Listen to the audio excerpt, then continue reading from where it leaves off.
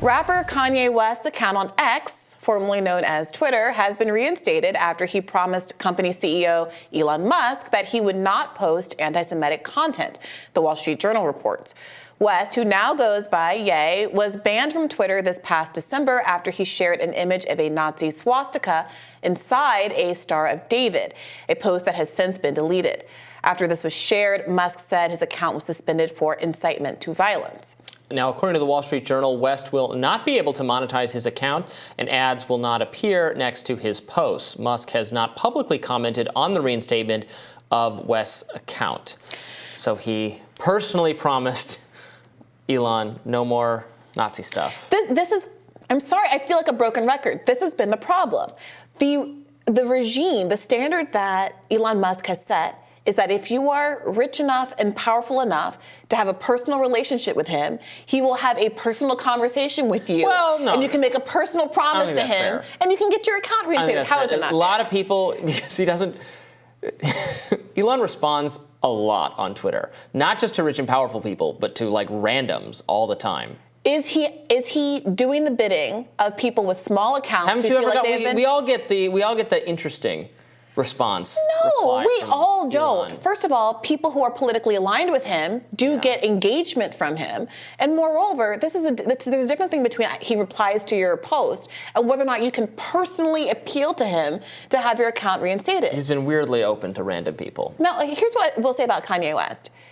He has said any number of indisputably anti-Semitic things, including, I would argue, the bizarre Star of David swastika post that ultimately got him banned. It is also true that I think it's a stretch to call that simple among all the other things that are posted on Twitter, incitement to violence that justifies him getting banned from the site. What it feels like in this instance is that because Kanye is a high-profile person who has had being held to a higher standard. Well, not just because he's high-profile, but because Elon Musk had, up until that point, been saying, I talked to Kanye, because you remember he had been banned before and let back on, and Elon Musk had vouched for him before. So at a certain point, Kanye's continued bad behavior, it felt like it was embarrassing to Musk, and that eventually he had to do something about it. And the swastika post felt like the final straw. But again, that's about Elon Musk seeming to protect his own image, not about any kind of principled policy about what is and is not allowed on the site. And it can't keep just coming down to, well, Elon Musk suffered a personal tragedy with the death of a child, and therefore he's going to ban Alex Jones for doing misinformation about the shooting, the school shooting. It can't just come down to Elon Musk was personally offended by Elon Jet's account talking about him, so he's going to ban that account. Or Elon Musk has a personal relationship with Kanye West, which is dictating him banning and then re-allowing him back onto the site over and over and over again. What about the rest of us who aren't so powerful? Right. Or so ideologically aligned? Right. There needs to be standards that are enforced evenly for everyone, that are clear and transparent, and that if you screw up, if you violate the standards and get in trouble, it is clear to you what you did wrong, and more importantly, what you can do to be reestablished on Twitter beyond appealing to Elon Musk. Because the appeals personally, process, he's not even supposed to be running Twitter anymore. Someone else. Right. Also, this is an issue because the appeals process for Kanye West is likely, let me call Elon Musk. The appeals process for everyone else is to write to this Twitter help account, which routinely replies with a poop emoji. It's been auto-set to reply with a poop emoji. And many people who have had any number of legitimate claims about censorship, something that Elon Musk says he cares a great deal about, have been sitting with just the poop emoji in their reply inbox with no other follow-up from the company, which seems to be struggling with the requests that it's getting, perhaps because Elon Musk fired the overwhelming majority of Twitter staff, seemingly showing some disinterest in actually following up on what could be many legitimate claims of being treated poorly in a censorious way on Elon Musk's site. Right. Content moderation is also just very hard, and you need to, again, come up with clear standards for how to handle these cases.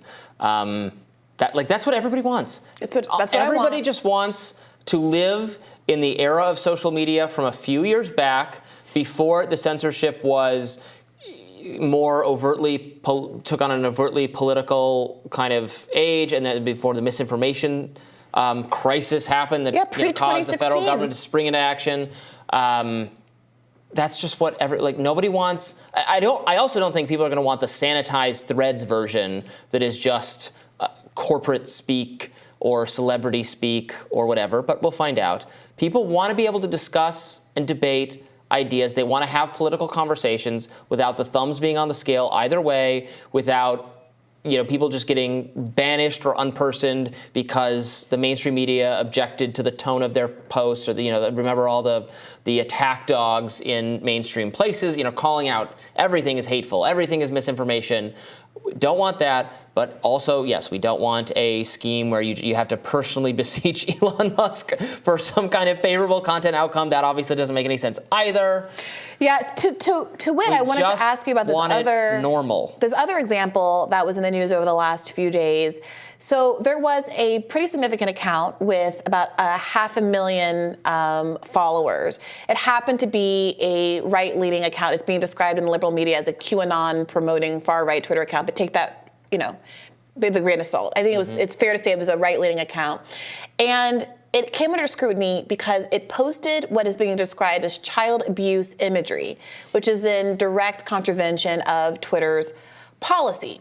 Now, the post itself was taken down, but then the account was suspended, but the account was then reinstated. And many people who are critical of Elon Musk saw this as another example of his inconsistent approach to content moderation.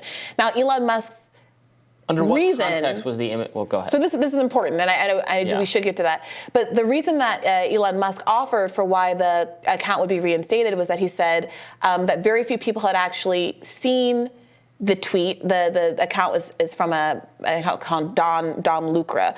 Very few people had actually seen this tweet, and that was that. Now, but enough people screen grabbed the tweet, flagged the tweet, talked about the tweet, that it seems obvious. And people also looked at the interaction history of the original tweet, and it showed that many, many people had seen it. The tweet had racked up over 3.1 million views, almost 17,000 likes, and over 8,000 retweets. This is according to a write-up by Vice. So transparently, Elon Musk's rationale for why the account was reinstated seems to be transparently flimsy. What was the tweet condemning or trying to call out examples of? So this is what's getting lost in the story.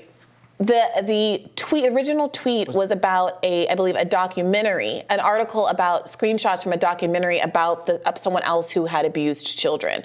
So it was the post referenced an assistant to this person named Peter Scully, who was an Australian man sentenced last year to 129 years in prison for sexually abusing children as young as 18 months old. And so along with a link to an article about that assistant, the account posted 2 screenshots from a video Scully created on the dark web, which showed a 1-year-old named Daisy. Now, so this is not an account valorizing, it doesn't seem, right, child sexual abuse. But on the strict letter of the law of the Twitter policy, posting those images is prohibited by the account. So this is a really interesting edge case that I think is being seen as a kind of a Rorschach test, depending on where you fall on your opinion of Elon Musk. Well, yeah, I mean, but then that might be a fine outcome that content is not, I mean, that content is illegal, actually. It's not even just Twitter policy. The social media companies are under some obligation. There are like exceptions in 230 explicitly for sexual images of underage people. There is an obligation to take that down in many cases. So I could understand him deciding to take that down, but I don't know, maybe if the account was not was not in favor of that, wasn't the account that originally took those pictures, they were screen grabs from something else, that might be the correct moderation decision. Yeah, it is. The only thing that I think I agree with that. My only question is, why not just say the policy is going to be, you get a strike 1, strike 2, if you weren't in fact promoting images of violence against children, but in fact you were trying to criticize it, but you accidentally, let's say, included materials that had visual content that is prohibited. We're going to take those materials down, but we are going to let you come back on the site as long as you don't do this so repeatedly that it seems as though you're trying to use this exception to surreptitiously post child sexual abuse images. Right. I think the sites, they are obligated and should be obligated to take down such images. Some content moderation is not actually controversial. I would bet most people agree that either underage sexual images or sexual images that are not, that are somewhat revenge porn type things, that it's not, you don't have the right to post it, somebody else, they didn't get permission, those things ought to be required to be taken down. Yeah, yeah. More Rising right after this.